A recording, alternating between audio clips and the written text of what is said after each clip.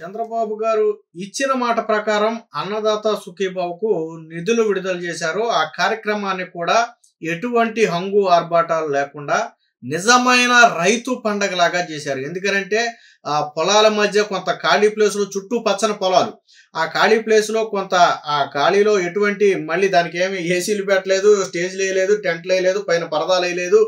Open ప్లేస్లో, కనీసం గొడుగు కూడా లేకుండా ఓపెన్ ప్లేస్లో కేవలం నులక మంచాలను మాత్రమే వేసి ఆటి మీద కూర్చుని ఆయన రైతులతో ఇంటరాక్ట్ అవ్వడం జరిగింది.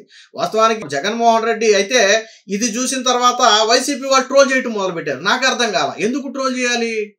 వాళ్ళు ఏమని ట్రోల్ చేస్తున్నారు? ఎవర్రా ఈ కాన్సెప్ట్ ఇచ్చింది? నులక మంచాలేంటి, పొలాల మధ్యలో ఏంటి అంటున్నారు. నాకు అర్థం కాల.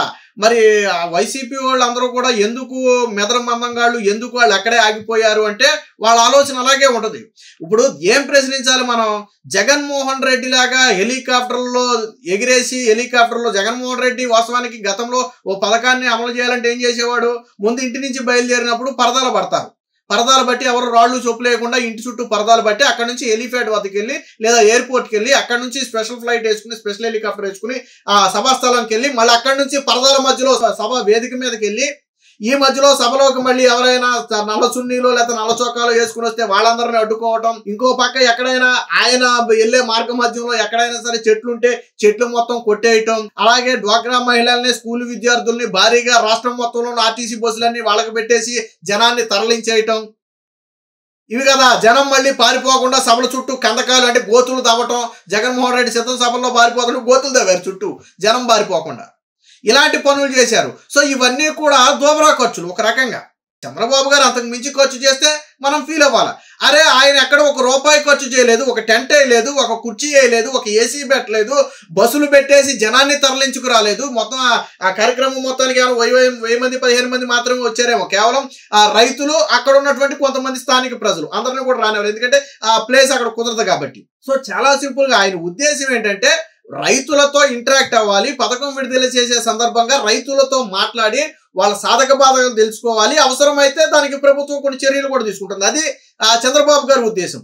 గతంలో జగన్మోహన్ రెడ్డి ఏం చేసేవాడు? ఇప్పుడు ఫర్ ఎగ్జాంపుల్ అమ్మఒడి పథకం నిధులు విడుదలని చెప్పి సభ పెట్టేవాడు. దానికి భారీగా రాష్ట్రంలో ఉన్న స్కూళ్ళలోకి మొత్తానికి ఆ రోజు సెలవులు పెట్టేసి ప్రైవేటు బస్సు, స్కూల్ బస్సులన్నీ కూడా పెట్టేసి ఆర్టీసీ బస్సులు పెట్టి జనాన్ని తరలించేవారు. డ్వాక్రా మహిళలకి టార్గెట్లు ఇచ్చేవాళ్ళు. జనాన్ని డ్వాక్రా గ్రూపులో ఉన్న వాళ్ళందరూ రాకపోతే మీ డ్వాక్రా లాగిపోతే అయ్యాకపోతే ఇయ్యాకపోతే అని టార్గెట్లు పెట్టి తీసుకెళ్లేవాళ్ళు. తీరా తీసుకెళ్లిన తర్వాత జగన్మోహన్ రెడ్డి సభా వేదిక మీద విద్యార్థుల గురించి, విద్యా వ్యవస్థ గురించి మాట్లాడటం మానేసి రాజకీయ ప్రసంగాలు చేసి చంద్రబాబుని తిట్టేవాడు.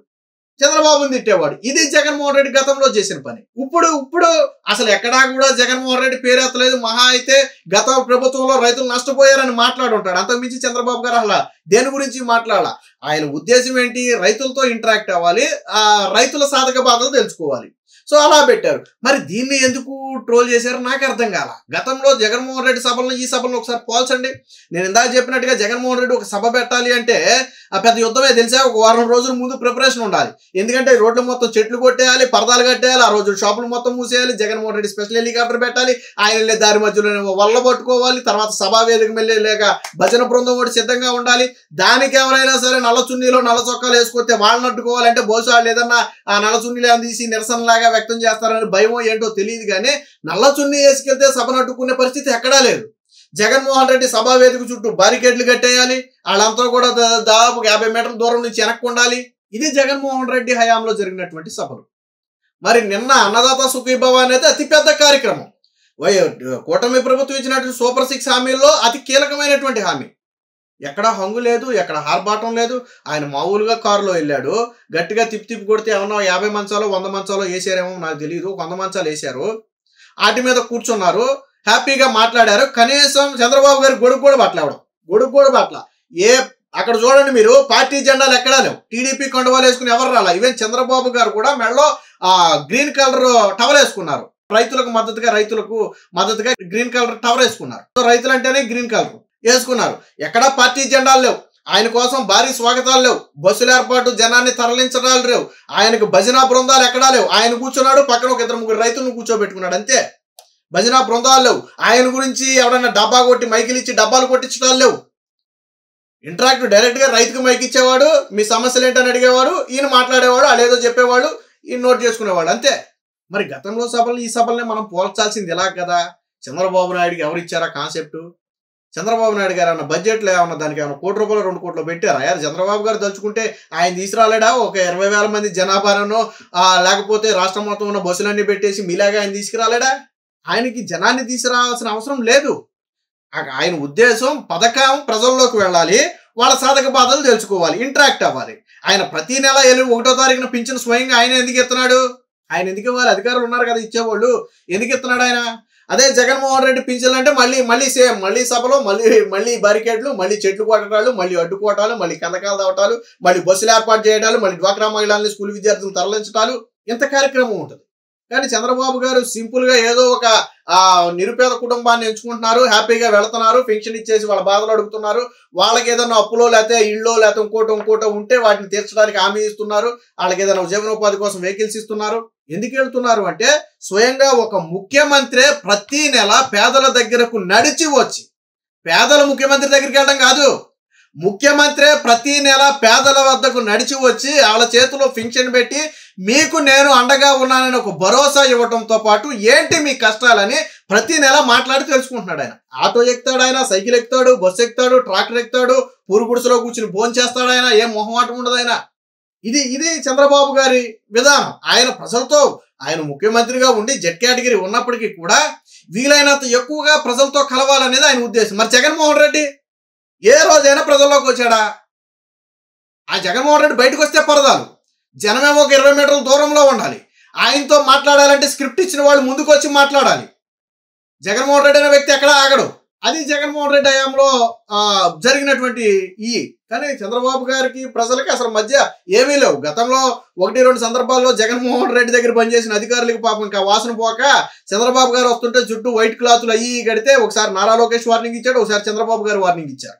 మళ్ళీ ఎవరైనా సరే బారికేడ్లు పెట్టినా, పరదాలు కట్టినా వెంటనే అధికారులను సస్పెండ్ చేస్తామని వార్నింగ్ ఇచ్చారు స్టార్టింగ్ లో, ముఖ్యమంత్రి అయిన కొత్తలో. ఎందుకంటే పాపం జగన్మోహన్ రెడ్డి దగ్గర పనిచేసిన అధికారులు ఈయన కూడా ముఖ్యమంత్రి కాబట్టి ఈయన కూడా పరదాలు కట్టాలని అనుకున్నారు.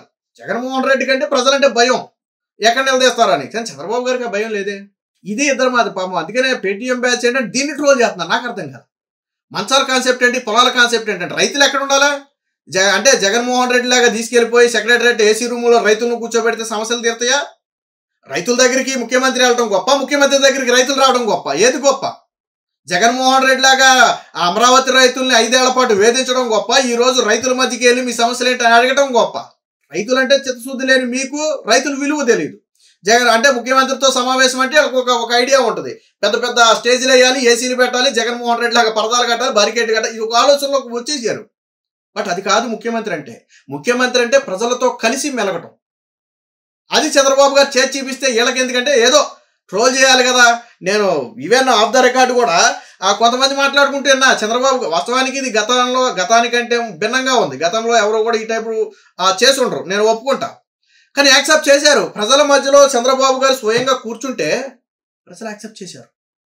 బయట మాట్లాడుకుంటున్నారు, అబ్బా ఏమో జెడ్ కేటగిరీ, ఆయన చూడటమే కష్టం అనుకుంటే ఆయనే రైతులతో వచ్చి కూర్చుని మాట్లాడుతున్నాడు.